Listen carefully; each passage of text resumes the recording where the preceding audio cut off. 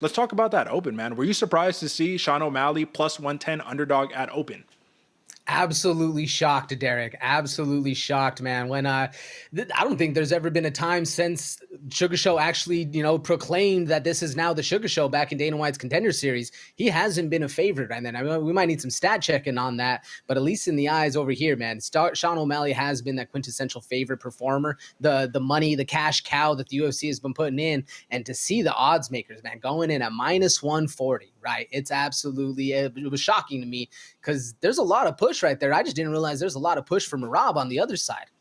If I'm not mistaken, and yeah, someone fact check us, please, but I do think that O'Malley opened up as a dog against Aljo as well, man. It's just styles, honestly, right? People are saying, hey, you got a grappler right here. If he could hold you down, he takes away the knockout power, and we have that all over again. Now, there's a couple of problems coming into this. Let's kind of preface Merab with the cut, right? Cut himself a couple weeks out of camp. O'Malley says, you're an idiot. Why would you post that on social media along with Dana White and everybody else? Because I'm going to open that cut up, man. I don't care if it's closed, open, healed, halfway, it don't matter.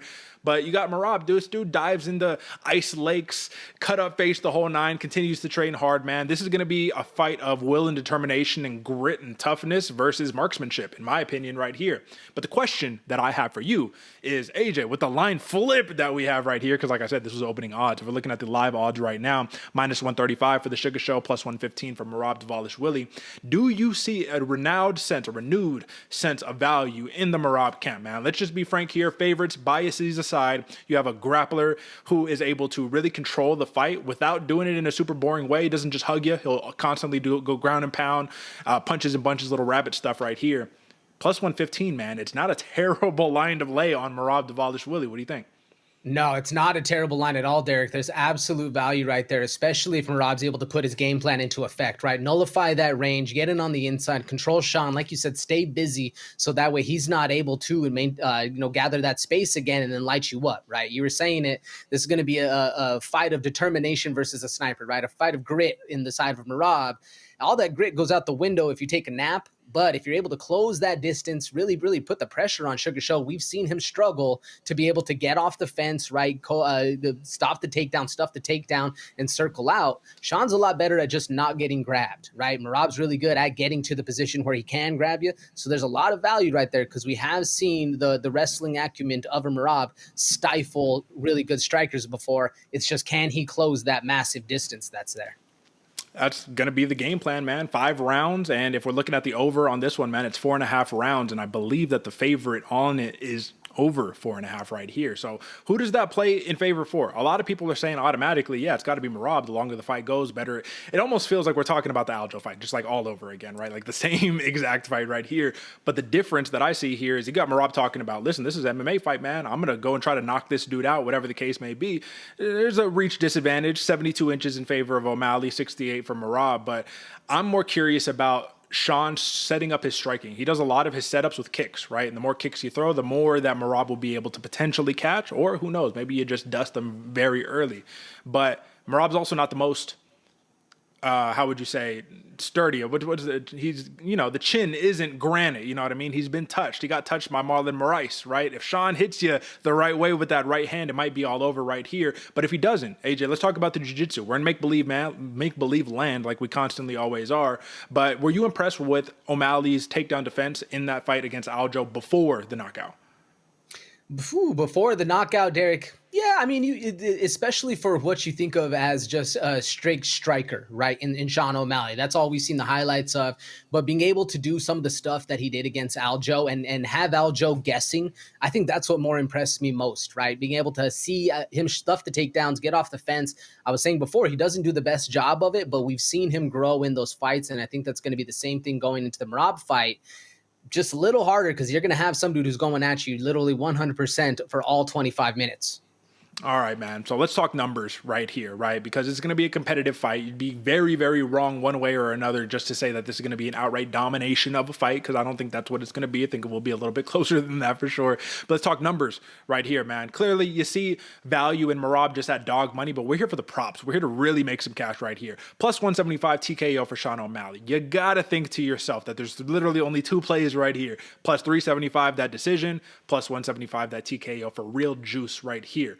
I have a feeling that the Reason plus 175 TKO is that number is because everybody's hammering that, just thinking that's what it's got to be. He's going to knock him out. It's simple. It's the Sugar Show. Where do you stand?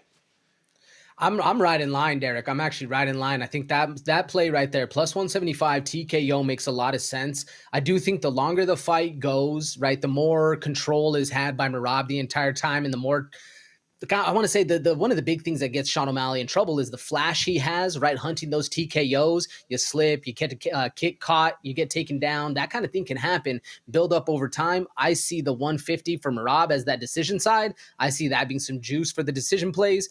Knockout, if you're looking for a TKO, right? That's all day, Sugar Show, all day.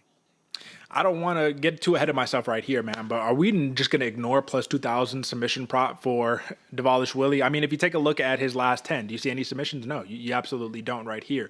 But this is something that does intrigue me because it's the last thing that you would expect. I feel like even from O'Malley, it's like the last thing you would expect is him to try to grapple you up, squeeze in a rear naked choke, whatever the case may be, right? Because he's so offensive oriented right there. But are we going to ignore it, or are we going to at least like take a look at it and be like, hold on, there might be something there?